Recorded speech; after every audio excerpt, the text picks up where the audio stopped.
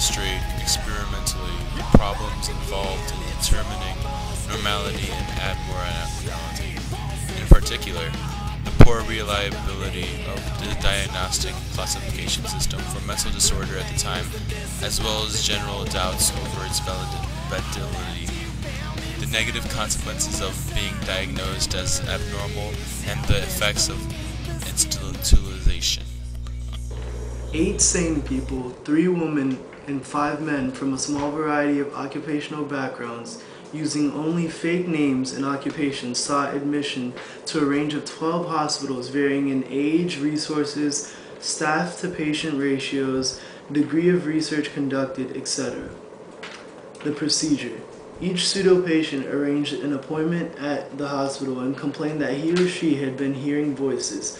The voices were unclear, unfamiliar, of the same sex, and said single words like empty, hollow, and thud. Apart from the aforementioned falsifying of name and occupation and this single symptom, the pseudo-patients did not change any aspect of their behavior, personal history, or circumstances.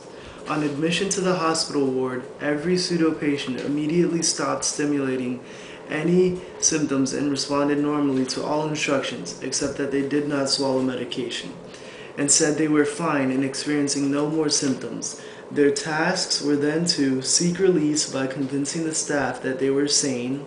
All but one pseudo-patient were very motivated to do this. Observe and record the experience of the institutionalized mentally disordered patient, done covertly at first, although this was unnecessary.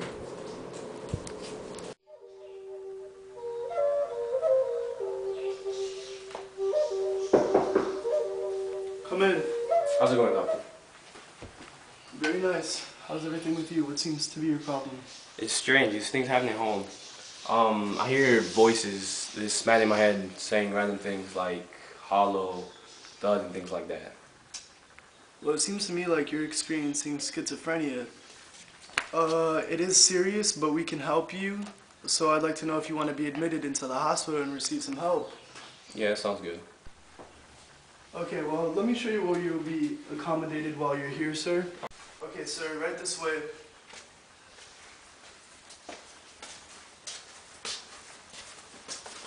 This is where you'll be staying during your time here. The TV is here, but it doesn't work. What you will find though is that we provided you with a couple of books to read, very good books. They'll help you with your problems. So I should find that you'll be living here very comfortably during your stay here. Seems nice.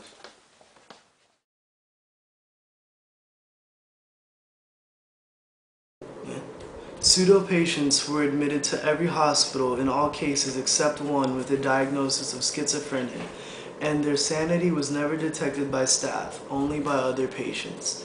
Length of stay ranged from 7 to 52 days, with an average of 19 days. All except one were released with a diagnosis of schizophrenia in remission, supporting the view that they had never been detected as sane.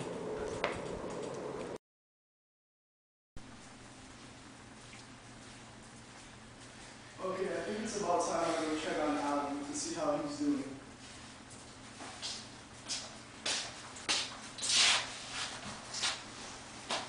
Wow. Walking down the hallway, up and down, that's not a very good sign.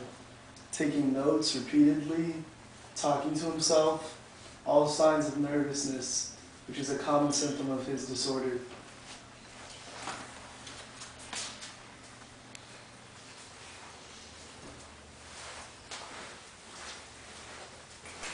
Go. Dear sis, the hospital is an interesting place. Very quiet. My doctor is different to me now that I am in the hospital. He's less talkative. I hope I get out of here soon. Talk to you later, your bro Alan. P.S. The doctor gave me dog tags with a number and my first name. Don't know what it's for yet.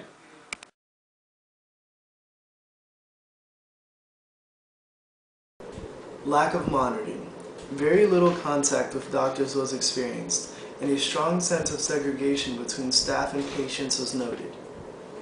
Lack of normal interaction. For example, pseudo-patients courteously asked a staff member, "Pardon, Mr. X, could you tell me when I will be presented at the staff meeting or when I am likely to be discharged?" Most of the time, they found a brief, not always relevant answer was given on the move without even a normal turn of the head or eye contact.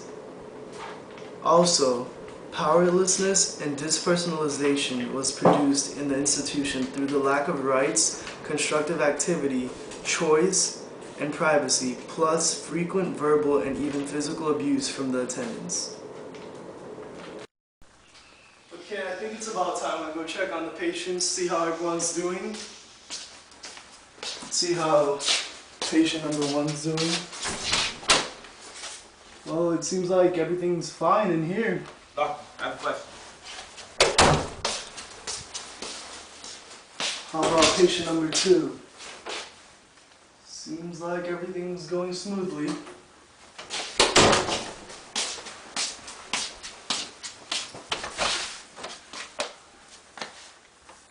Well, good, very nice.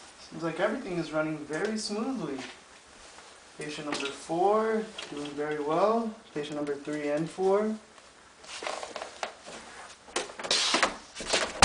Very nice. Oh, I'm sorry, Doc, for finding you. I have a question about my release. Alan, what are you even doing outside of your room? It's about my release, about you. No, I'm a very busy man. But it's important, Doctor. This is the second time you're interrupting me. Doctor. The second time. No, Please. I'm a very busy man. Patient leaving his room without being told to do so, bumping into me. He's getting worse. Despite the fact that schizophrenia in remission is an unusual diagnosis according to Spitzer, the study is widely held to have fulfilled its aim of showing the deficiencies of the classification system for mental disorder at the time, and the negative consequences of being labeled and institutionalized for mental disorder. Studies like these led to pressure to revise and improve the accuracy of the classification systems.